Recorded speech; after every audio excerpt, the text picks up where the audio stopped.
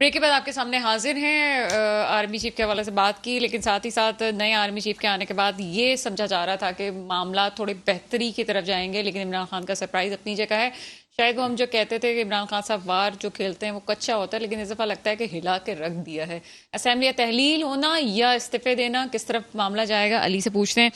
जी barrister Ali Tahir साहब, क्या समझते हैं कानूनी तौर पर इसमें क्या चीज़ें हैं कि एक तरफ कहा जाता है इस्तीफे दिए जाएंगे, तहलील की जाएगी, लेकिन दोनों सूरतों में अगर हम देखते हैं तो दोनों सूबों की अगर हुकूमतें चली भी जाती हैं तो क्या पूरे मुल्क के इलेक्शंस को करवाया जा सकता है, चैलेंज किया जा सकता है जो वो चाहते हैं?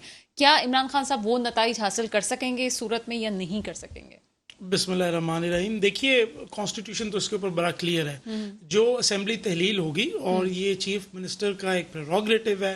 112 आर्टिकल 112 के अंदर क्लियरली चीफ मिनिस्टर जो है, अगर गवर्नर को कहता है तो गवर्नर को असेंबली तहलील करनी है, और अगर गवर्नर नहीं करता, लेट्स अज्यूम कि गवर्नर जो है वो फेडरेशन अपॉइंट करती है, तो 48 आवर्स में वो ऑटोमेटिक डिसोल्यूशन हो जाती है। तो बड़ी सिंपल सी बात है कि वो असेंबलियां तो तहलील हो जाएंगी, लेकिन जो कॉन्स्टिट्यूशन की जो स्पिरिट है उसके अंदर ये है कि अगर वो तहलील होती हैं तो उन असेंबलियों के इलेक्शंस होने हैं। अब बात यहाँ पे लीगल नहीं रही। देखिए, लीगली तो इट्स वेरी सिंपल। असल मसला ये है जब आप उसकी पॉलिटिकल साइड को देखते हैं, और पॉलिटिकल साइड ये है कि इतना ज़्यादा प्रेशर बन जाएगा। एक जब मास सीट्स के ऊपर 2 सूबों के अंदर इलेक्शंस हो जाएंगे, तो एक इतना ज़्यादा प्रेशर हुकूमत के ऊपर आ जाएगा, बाकी इंस्टीट्यूशंस के ऊपर आ जाएगा।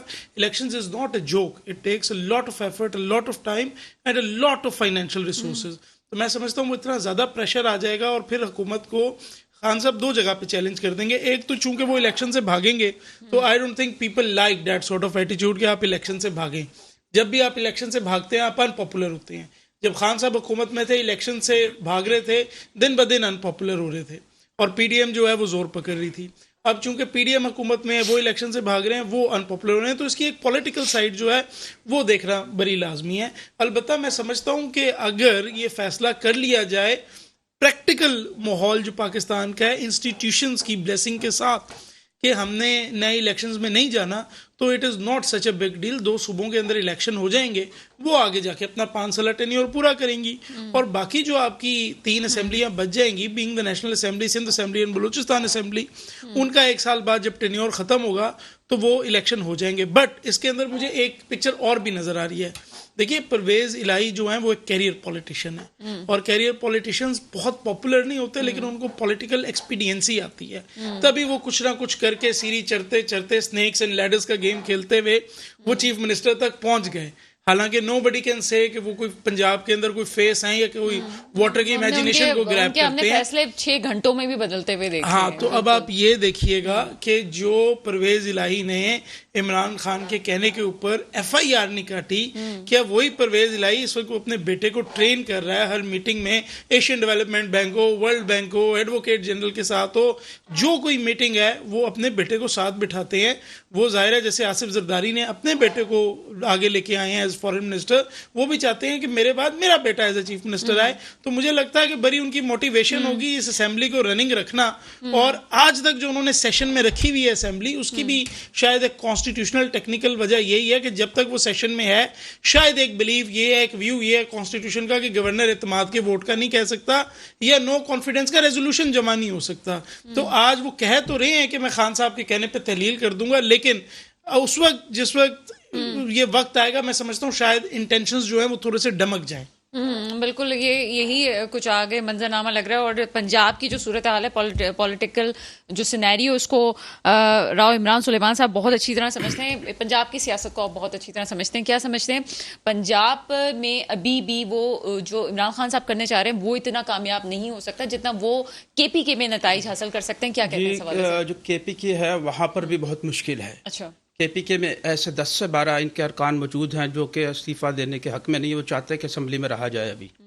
और जो पंजाब की बात है, पंजाब में सूरत हाल ये है कि इनके बहुत से एमपी ऐसे हैं जिनको वजारतों का कहा गया परवेज़ इलाही की तरफ से, मगर उनको सुनवाई नहीं हुई, उनको वादों पर लटका के रखा, और बदले में उन पर इल्ज़ाम परवेज़ इलाही पे यह है कि वो जो काफ लीग के दूसरे लोग हैं, जो यहाँ से सिंध से भी लिया गया, एक कहने पर काम किया गया उनका, और अपने लोगों को नवाजा गया। उनको बहुत सारी शिकायतें थी, वो खतूत भी इमरान खान साहब के पास भेजे गए कि परवेज़ इलाही साहब हमारी बात नहीं सुनते, यानी कि पीटीआई खुद जो है उसके कारकुनान परवेज इलाही साहब के खिलाफ है। परवेज़ इलाही के खिलाफ। अच्छा, अब इसका फ़ायदा उठाने के लिए जो जरदारी साहब ने पंजाब में डेरे लगाए हैं, वो अच्छी तरीके से जानते हैं कि इन नाराज़ कारकुनान को कैसे कैश किया जा सकता है। वो अदम एतमाद के हवाले से अगर बात करें तो उसमें शायद कि वो कानूनी माहिरीन बताएं कि इतनी जल्दी अदम एतमाद भी नहीं लाया जा सकता उसके खिलाफ। तो इस सारे सूरत हाल के अंदर कोई गेम बनाई जा रही है, लेकिन गेम सबसे बड़ी ये है कि पीटीआई के बहुत सारे लोगों को 2 से 3 दिन के अंदर ये खेल खेला जाएगा कि उसको तोड़ा जा सकता है। लेकिन फिलहाल कल इमरान खान साहब को जैसे कि बताया कि बड़ा मुश्किल मरला है।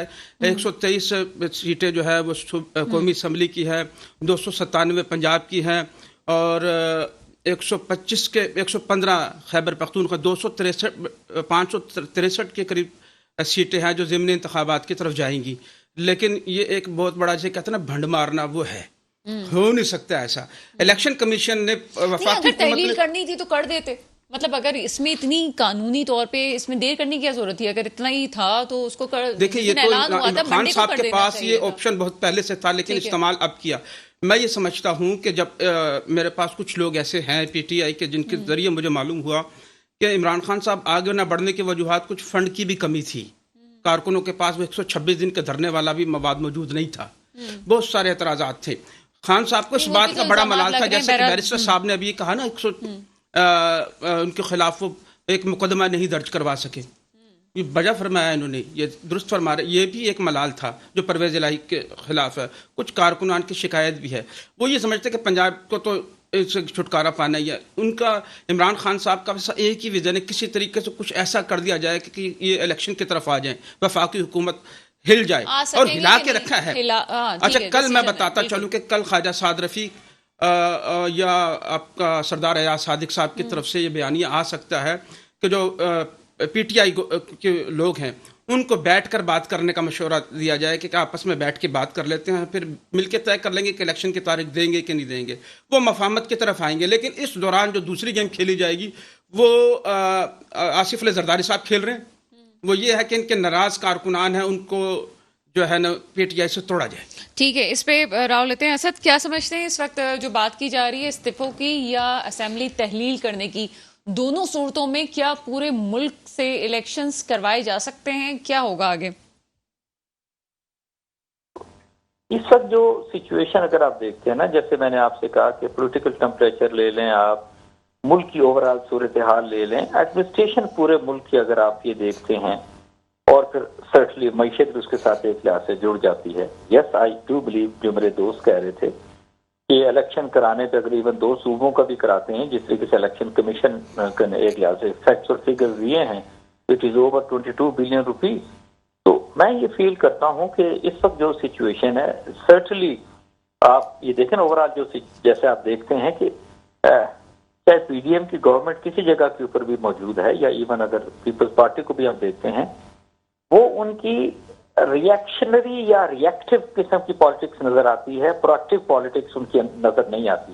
यानी अभी देखें लॉन्ग मार्च की हम बात करते हैं, ऑलमोस्ट कोई 1 महीने तक इमरान खान ने जिस तरीके से लॉन्ग मार्च के अंदर जो स्ट्रेटजीज अपने आप को, अपनी पार्टी को किया, तो ये सारे के सारे डिफेंसिव पे बैठे थे, बयान दे रहे थे, सारा जो कुछ भी है। अब जब फाइनल उसको कल्मिनेट किया उन्होंने रावलपिंडी के अंदर आके, जिस तरह की उन्होंने स्टेटमेंट दी दोनों असम्बलियों के बारे में, तो अगेन यू कैन से जी कि बिल्कुल ठीक है। अगेन मेरे दोस्त ने ठीक कहा कि भी ये तो पहले भी इसको एक्सरसाइज कर सकते थे, बट उन्होंने अब आके किया ना। इसको बात को थोड़ा सा उनकी मैं आगे बढ़ाऊंगा कि अगेन उन्होंने कह भी दिया, नहीं भी कहा, और उनको अगेन पीडीएम सारी की सारी जो है वो उसको फिर उन्होंने मुश्किल में डाल दिया कि नो, अब उनको क्या करना चाहिए, पंजाब को एक लिहाज से कैसे बचाना है। अब एक और बात भी मैं आपसे कहूँ, सर्टनली पाकिस्तान के अंदर कहा जाता है कि जो जरदारी साहब हैं ये बहुत बड़े सियासतदान हैं और उनसे सियासत सीखने की जरूरत है। आप मुझे ये बताइए कि सियासत क्या ये कहती है कि आप दूसरों के लोगों को पैसे दे के तोड़ें या उनको एक लिहाज से बगलाने की कोशिश करें?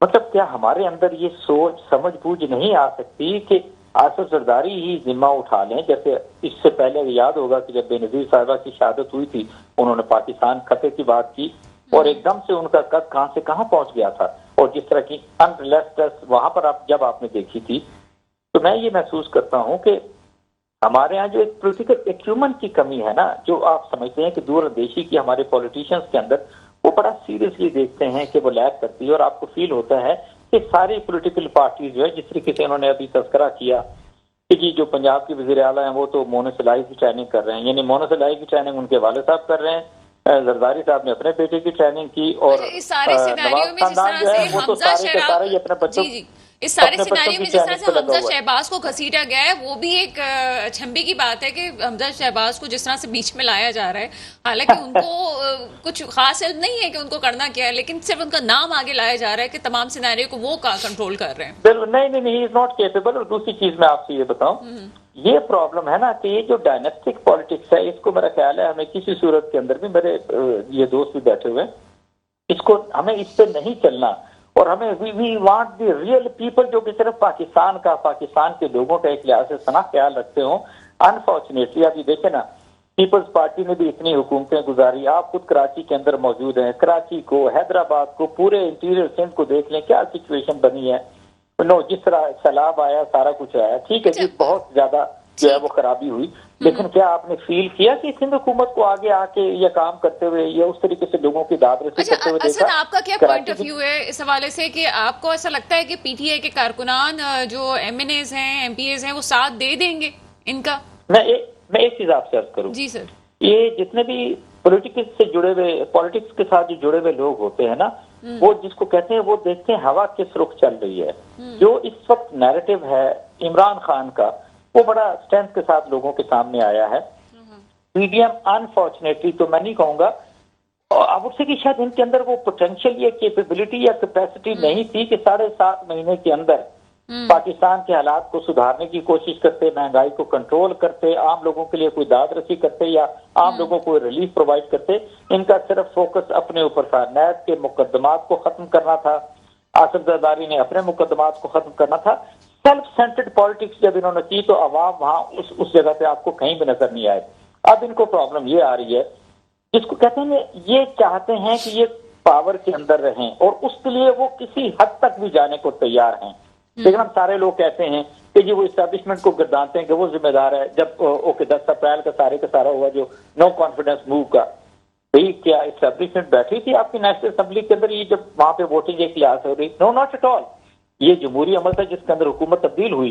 लेकिन मैं ये आपसे कहूंगा, क्योंकि ये बदनीयती के साथ ये हुकूमत इस पीडीएम ने तब्दील की थी, तो जब बदनीयती होती है तो उसके अंदर फिर बेहतरी की सूरत कोई नजर नहीं आती। तो और यही 7.5 नताइज तो बरामद हो गए ना सर, नताइज जो बरामद करने थे नून लीग को गवर्नमेंट में आके पीडीएम को, वो तो नताइज तो उन्होंने बरामद कर लिए। बट आई बिलीव कि मेरा ख्याल है जो उन्होंने नैब के अंदर भी जो कुछ करना चाहा, नैब के अंदर तरमीम की, मेरा ख्याल है वो भी आप देख लेंगे कि सुप्रीम कोर्ट के अंदर जाके फाइनली वो क्वाश एक लिहाज से हो जाएगी। They won't be able to maintain it. Why? Because वो तो एक शिप जिसके अंदर वो तब्दीली लेकर आए हैं, वो तो कहते हैं, वो अपने लिए खुद बोलती है जी कि ये हम किसी को फायदा पहुंचाना चाह रहे हैं, और इस चीज ने भी इनको और खराब किया। यानी ये आए इक़्तिदार के अंदर, पीडीएम आई है सिर्फ अपने मुकदमात को खत्म करने के लिए, अपने सेल्फ इंटरेस्ट की बात अगर आप कर लें वो उसके लिए।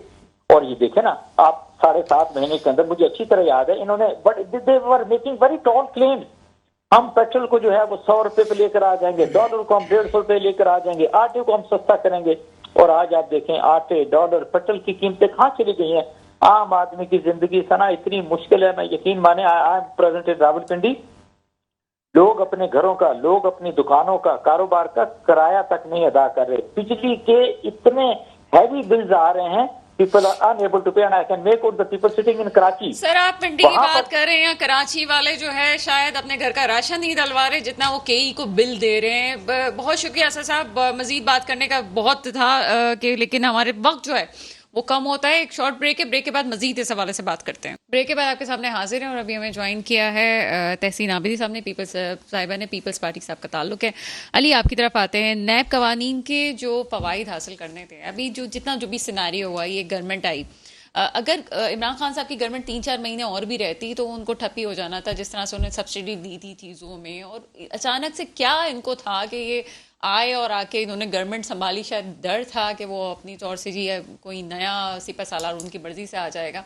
लेकिन ओवरऑल जो फवाइद हासिल करने थे नैब तरमीम के साथ, वो तो पीडीएम ने हासिल कर लिए हैं। क्या समझते हैं इस हवाले से? जी एब्सोल्युटली आप ये बात कह सकती हैं, but I am a lawyer, I have to be very calculated about what I say. At the end of the day NAB laws amend हो गए हैं, बहुत से लोगों को उसके अंदर फायदा मिल रहा है, इस बात में कोई शक नहीं है। शायद कुछ पीटीआई वालों को भी मिल रहा है, बिल्कुल मिल रहा है, बिल्कुल मिल रहा है, 100% मिल रहा है। ये तो क्रॉस द बोर्ड है।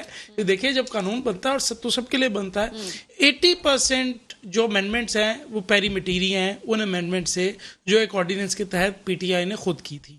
और हमें ये सारी चीजें याद हैं, हमें सारी बातें याद हैं कि किस किस तरह किस किस के दौर में। आप, मैं चाहती हूँ कि नाजरीन गौर से सुने, वो जो कहते हैं जी इस गवर्नमेंट में हुआ वो पहले हो चुका था। Absolutely absolutely. और वो तो ऑर्डिनेंस लैप्स कर गया था, फिर ये दोबारा अमेंडमेंट लाए। जाहिर है हर पार्टी थोड़ा बहुत 20% तो अपने फायदे भी देखती है, और इस बात में कोई शक नहीं कि नैब के जो कानून है उसको बहुत ज़्यादा वीक कर दिया गया, इंतहाई वीक कर दिया गया, there is no doubt about that. बाकी ये प्रोविंशियल जो एंटी करप्शन वगैरह हैं, FIA वगैरह है, ये तो अकाउंटेबिलिटी नहीं कर सकती क्योंकि ये तो हुकूमतों के डायरेक्ट कंट्रोल के अंदर है। तो हमारा एक इंडियन चीफ जस्टिस का आज एक वो रिमार्क में देख रहा था, बिकॉज उनकी लाइव टेलीकास्ट होना शुरू हो गई है, that corruption has become a way of life in India and the same is true for Pakistan। तो कोई बड़ा स्ट्रॉन्ग अकाउंटेबिलिटी का धारा तो हमारे पास होना चाहिए था, उसके तो हमने विंग्स काट दिए हैं, there is no doubt about that. अब मैं पीडीएम की तो बात छोड़ ही देते हैं ना, क्योंकि मैं अगर कहूँगा कि पीपल्स पार्टी या नून लीग करप्ट नहीं है तो लोग मेरी बात के ऊपर हंसेंगे, it would be more like a joke. तो मैं वो मजाक नहीं करूँगा। हम ये अज्यूम कर लेते हैं कि वो करप्ट हैं, लेकिन फिर हम जब खान साहब की तरफ आते हैं तो हमें याद है कि जब पापा जॉन्स वाला स्कैंडल आया तो उन्होंने पर्सनल हियरिंग के लिए बुलाया, और पर्सनल हियरिंग के लिए बुला के खुद ही विदाउट एनी इंक्वायरी क्लियर करार कर दिया। उसके बाद जब मलिक रियाज साहब का स्कैंडल आया तो खुद ब खुद ही चुप करके कैबिनेट ने अप्रूवल दी, एक कॉन्फिडेंशियल एग्रीमेंट कर लिया। फिर किस तरह से टैक्स एमनेस्टीज दी गई पीटीआई के दौर में, फिर किस तरह से ऐसे नैब लॉज लाए गए जिसने कि बहुत से ब्यूरोक्रेट्स को, जो शायद कुछ क्वार्टर्स के बहुत करीब समझे जाते थे, बहुत से ब्यूरोक्रेट्स को फायदा पहुंचाया। उसमें प्रिजम्पशन भी खत्म किया था पीटीआई ने कि अगर किसी के एसेट्स बियॉन्ड मिलते हैं तो यहां पे सिर्फ बात नहीं होगी। अब पहले प्रिजम्पशन था, अब तो प्रोसिक्यूटिंग एजेंसी को यह साबित करना है कि अगर मेरे पास से 2 अरब रुपया मिला है तो वो 2 अरब रुपया है करप्शन का ही। जाहिर है प्रोसिक्यूटिंग एजेंसी के ऊपर बड़ा मुश्किल हो जाता है। ये तो व्हाइट कॉलर क्राइम्स हैं, दुनिया के हर सिविलाइज्ड मुल्क में, अमेरिका में, यूके में प्रिजम्पशन ऑपरेट करता है। मैं असल में दूसरे गेस्ट की तरफ जाना था, लेकिन आप ही से एक छोटा सा मुझे इसका आंसर दीजिएगा कि ठीक है, लेकिन इमरान खान साहब कहते हैं कि जी वो तो ठीक है, उनके जो चाहने वाले फॉलोवर्स हैं, हम नहीं समझते कि इमरान खान दूसरों से कम करप्ट हैं, नहीं है, बिल्कुल सादिक अमीन कहा जाता है। लेकिन जो साइनिंग अथॉरिटी है सीट पे, उसका कितना किरदार है इस सारे मामला में? अल्टीमेटली रिस्पॉन्सिबिलिटी तो उसी की है ना, there is no doubt about that. अब आप ये तो नहीं कह सकते कि कोई मुझसे काम करवा के चला गया। If that is the case that you will put forward, then आप एक इंतहाई इनकॉम्पिटेंट आदमी हुए और आप तो इस काबिल नहीं हुए कि आप मुल्क के जो अफेयर्स हैं वो चला सकें। देखिए, एक इशू ये है कि उनका जो कल्ट है वो मेरी बात मानने को तैयार नहीं होगा। उसकी वजह यह है कि उस कल्ट का जो 99.99% है, उन्होंने नैब अमेंडमेंट्स तो छोड़े, नैब ऑर्डिनेंस को भी कभी नहीं पढ़ा हुआ होगा। तो उनको नहीं पता कि ये कानून क्या है, किस तरह तब्दील हुआ है। एक पॉलिटिकल बात अपनी जगह होती है, वो जब खान साहब अटैक करते हैं तो देखें इस अजम्पशन पे बड़ा क्लियरली कह सकते हैं कि in the view of the general public Khan sahab is cleaner than the status quo parties. आप इस बात को पसंद करें या नहीं, ये तो हम स्पेसिफिक एग्जांपल्स दे सकते हैं कि किस तरह उनके दौर के अंदर भी करप्शन हुई, लेकिन उनका जो एक पॉलिटिकल अटैक है अपने ओपोनेंट्स के ऊपर, डीजल चोर भगोरा, वो अभी चलता रहेगा और ये उनको फायदा भी बड़ा दे रहा है। बिल्कुल, लफ्जों का इस्तेमाल अभी भी सवालिया निशान बना हुआ है, जिस तरह मौलाना फजलुर रहमान की तरफ से भी कुछ लफ्जों का इस्तेमाल इस वक्त किया गया। बहरहाल ये चीजें चलती रहती हैं। तहसीन आबिदी साहिबा आपकी तरफ आते हैं। तहसीन, आप मुझे सुन सकती हैं? जी जी, मैं सुन सकती हूँ। आवाज थोड़ा सा अगर अपना वॉल्यूम बढ़ा दें आप, बहुत कम आ रही है मुझे। अच्छा, या तो मैं तेज बोलूं? ठीक है। तहसीन, ये जो अभी असेंबली तहलील होने की बात कर रहे हैं, क्या समझते हैं कि इमरान खान साहब वो नताइज बरामद कर सकेंगे कि जी नए इलेक्शन की तारीख ले ली जाए?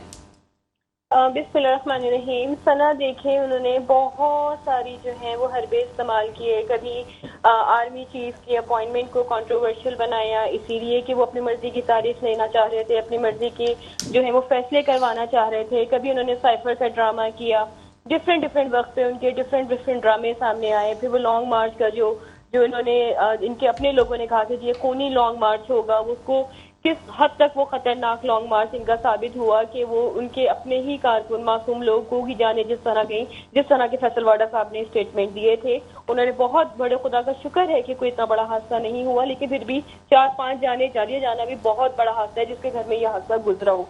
तो खान साहब की यकीनन ये एक चाल है कि शायद इस वजह से नताइज हासिल कर सकेंगे, लेकिन मुझे ऐसा बिल्कुल नहीं लगता। अगर हम प्रीवियस एक्सपीरियंसेस देखें, खान साहब की हर चाल जो है वो नाकाम हुई है। और मैं आपको एक और बात कह दूं सना कि ये 100% जो है ये इसमें से भी यू टर्न लेंगे। अभी भी आपको खबरें आ रही होंगी कि इनके अपने जो पार्लियामेंटेरियंस हैं वो खुद जाके जो है बैकडोर लोगों से राब्ते कर रहे हैं कि जी हमें रिजाइन नहीं करना है, हमें इस्तीफे नहीं देना है असेंबली से। तो मुझे नहीं लगता कि खान साहब जो है ये फैसला, वैसे तो वो खुद ही यू टर्न ले लेंगे, लेकिन अगर सपोज कि वो चाहते भी हैं कि वो इस फैसले को जो है वो आगे बढ़ाएं, तो उनके अपने लोग वो नहीं करने देंगे।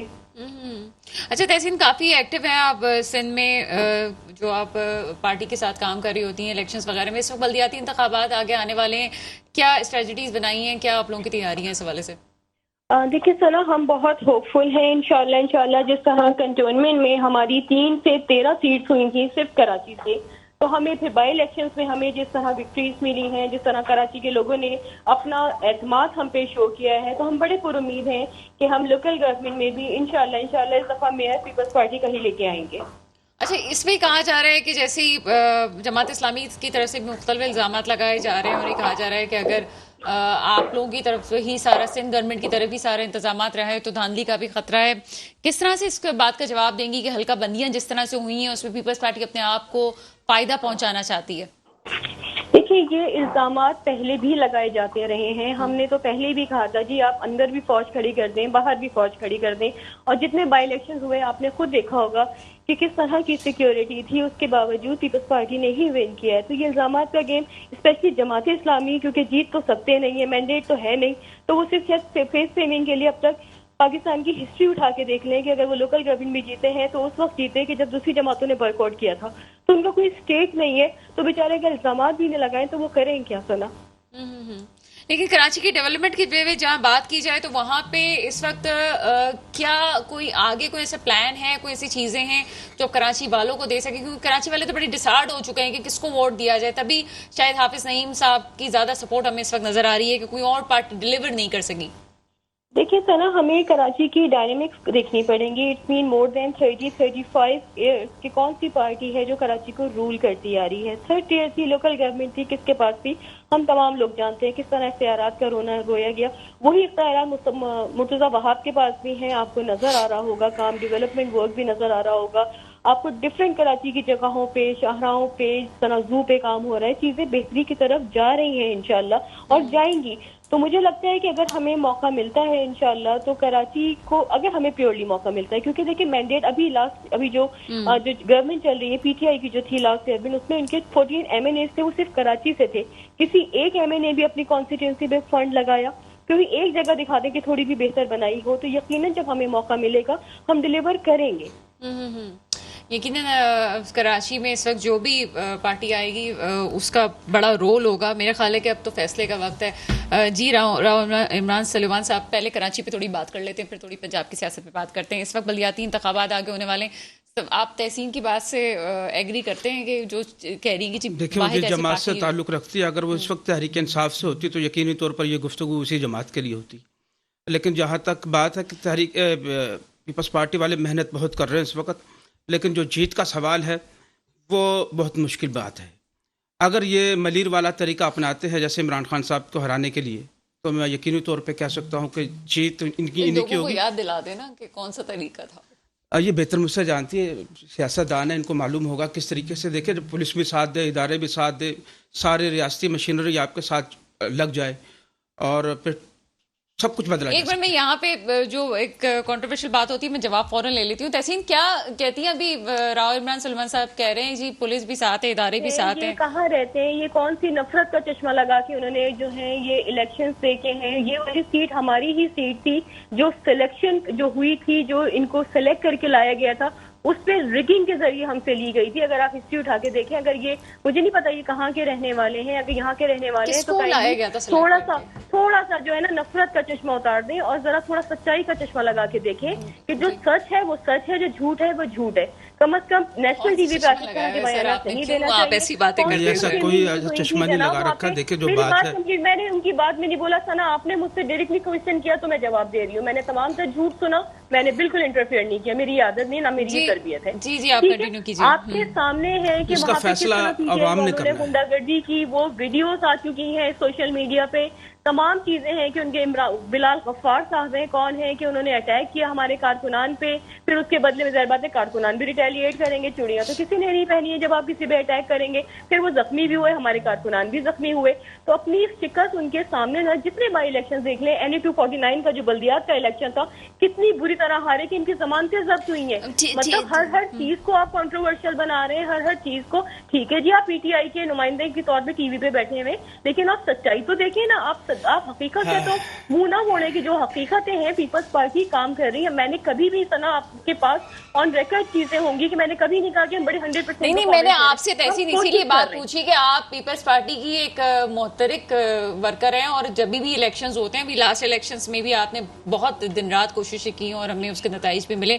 राव इमरान सुलेमान साहब जवाब देंगे इसका। मैंने जो गुफ्तगू की है वो अवामी राय, और मैं देख रहा हूँ पीपल्स पार्टी ने आज तक कराची की आवाम के लिए कुछ नहीं किया। मैं भी इसी शहर में रहता हूँ, यहाँ की आवाम पानी, बिजली, हर तरह की सहूलियात से महरूम है। और यकीन जानने के पीपल्स पार्टी के लोगों को अच्छी नज़रों से नहीं देखते। इनको मालूम है कि सिंध हुकूमत इनके पास मौजूद है, और लेकिन ये अभी तक देखे जो PTI। अच्छा, माजरत के साथ मुझे ये बात समझ में नहीं आती, जैसी कराची के स्पेशली जो सूरत हाल है, वहाँ जैसे इलेक्शंस होने वाले सूबाई हुकूमत अपना रोल प्ले करना शुरू कर देती है और वफाक अपना प्ले रोल शुरू कर देती है। ये सिर्फ इलेक्शन से पहले ही क्यों होता है? देखिए, इलेक्शन से पहले इसलिए होता है कि देखिए पूरा साल गुजर जाता है, लेकिन जब इलेक्शन के दिन करीब आते हैं तो तरक्याती कामों में भी इजाफा हो जाता है। मुर्तज़ा वहाब साहब ने बहुत सारी जैसी सड़कें बनाई, जो कि इस वक्त अगर आप जाकर देखें वो सड़कों पे इतनी बड़ी लागत आई है, लेकिन उनका हाल देखें जैसे पहले से भी बुरा है। वो दोबारा से टूट फूट का शिकार हैं वो सड़कें। यानी कि क्या कहा जाए, किस नाकिस मटेरियल के साथ वो बनाएगी, किस जल्दबाजी से बनाई गई, ऐलान ये पहले कर देते हैं। लेकिन मैं आपको ये बताता चलूँ कि अगर कराची के अवाम के साथ ये अभी भी एक अच्छा रवैया इख्तियार करते हैं, उनको कुछ डिलीवर करते हैं, तो यकीनी तौर पर जो जिस जीत के ये ख्वाब देख रहे हैं वो इनको मिलेगी। PTI के लोगों ने इनके 26 के करीब MP हैं, 14 MNA यहाँ से जीते हैं। अगर वो भी कुछ करते तो यकीनी तौर पे हो सकता था, लेकिन इमरान खान का जो बयानिया है इस वक्त हुकूमत से बाहर हैं। वो सर चढ़कर बोल रहा है यहाँ के लोगों के ऊपर। आवाम ये भूल चुकी है कि इमरान खान ने हमें कुछ नहीं दिया। ये भी एक आवाम की फितरत है। जो हुकूमत में होता है तो इस बात को याद रखते हैं, हुकूमत से बाहर आ जाए। हमारी मेमोरी बाकी बहुत शॉर्ट है। और अली ताहिर साहब की तरफ चलेंगे। अली, क्या समझते हैं कराची में PTI से जो एक्सपेक्टेशंस थी वो पूरी नहीं हुई? पीपल्स पार्टी की कारकर्दगी अभी हमें थोड़ी बहुत नजर आ रही है। MQM बिल्कुल खत्म होने जा रही है। आगे जो है वो उम्मीद लगाई जा रही है जमात इस्लामी से। क्या होने जा रहा है? अच्छा, आई एम सरप्राइज कि आपको पीपल्स पार्टी की कारकर्दगी नजर आ रही है, क्योंकि हमें तो कहीं नजर नहीं आ रही है। तो जो काम रूटीन के होने चाहिए थे, जो रूटीन के काम होने चाहिए थे वो भी बह गई है। जो रूटीन के काम होने चाहिए थे, जो आज से बहुत साल पहले हो जाने चाहिए थे, वो अब अभी तक जो है वो पूरी तरह से हो नहीं। तो मुझे तो कारकर्दगी नहीं नजर आ रही।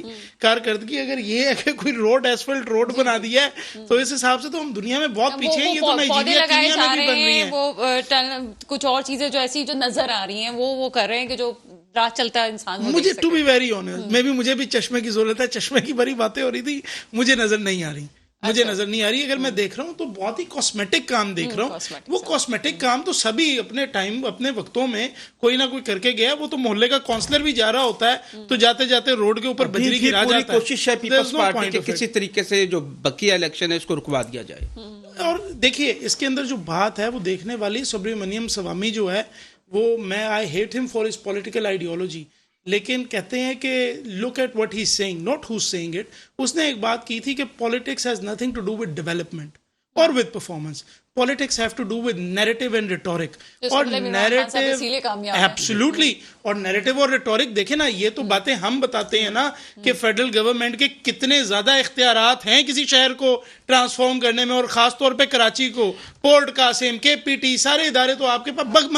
मगर जो समझने की बात है, जो समझने की बात है वो ये है कि डिस्पाइट ऑल दैट, अगर आप किसी मैन ऑन द स्ट्रीट से पूछेंगे कि पीटीआई ने तो कुछ किया नहीं, वो कहेंगे यार वो छोरो, चोर तो नहीं है ना. वो एक नैरेटिव और रिटोरिक की बात है. लास्ट कमेंट कीजिएगा, कंक्लूड कर रहे हैं. हेलो जी तहसीन, कंक्लूड कर रहे हैं प्रोग्राम को, लास्ट कमेंट कीजिएगा. मुझे नहीं समझ में आ रहा है कि फिर पीपल्स पार्टी इतना हावी क्यों हो गया है इन लोगों पे कि इनको कोई काम नजर नहीं आ रहा है. भाई मैंने नहीं कहा हम 100% परफॉर्मेंस, मैंने ऐसा कभी भी नहीं कहा. मैं कोई खान साहब की पार्टी से थोड़ी हूँ या मैं किसी और पार्टी से थोड़ी हूँ. मैं तो हकीकत पे बात करती हूँ कि हम कोशिश कर रहे हैं. हमें कराची से कभी बहुत ज्यादा मौका नहीं मिला सना, लेकिन अब हमें मौका मिल रहा है. हम सीट्स ले रहे हैं, हम डिलीवर करेंगे. देखिए हम किसी और की जो उनके इख्तियारात हैं हम उसमें इंटरफेयर भी नहीं कर सकते. जब 14 MNAs जो हैं वो पीटीआई के हैं, कुछ MNAs जो हैं वो MQM के हैं, जब उनको फंड्स मिलते हैं उनको काम करना है, हम बीच में कूद जाए कि नहीं जी आप मत करें, आपका कोई इख्तियार नहीं, हम काम करेंगे. तो दिस इज नॉट फेयर. थोड़ा सी पता होनी चाहिए, थोड़ा सा होमवर्क करके आना चाहिए कि जिसको इख्तियार मिलता है वही डिलीवर करता है. हमें इंटीरियर सिंध में मिला, हमने डिलीवर जहां तक कर सके हमने किया. हमें कराची में मिलना शुरू हो गया, हम डिलीवर कर भी रहे हैं. और MQM का मेयर था और यही रोना रोता था कि जो सूबाई गवर्नमेंट है वो. बहुत शुक्रिया. मैं हमेशा कहती हूँ मेरे मुल्क पे वो हुक्मरान आए जो मेरे मुल्क की हिफाजत करें और बेहतर लेके चले, लेकिन आज शायद ये वक्त आ गया है कि कराची के ऊपर खास तौर पे वो लोग आए जो कि कराची को वाकई डेवलप करें, क्योंकि कराची वो शहर है जो पूरे पाकिस्तान के लिए नहायत अहमियत रखता है. इसके साथ ही प्रोग्राम का वक्त खत्म होता है. मुझे इजाजत दीजिएगा. खुदा हाफिज.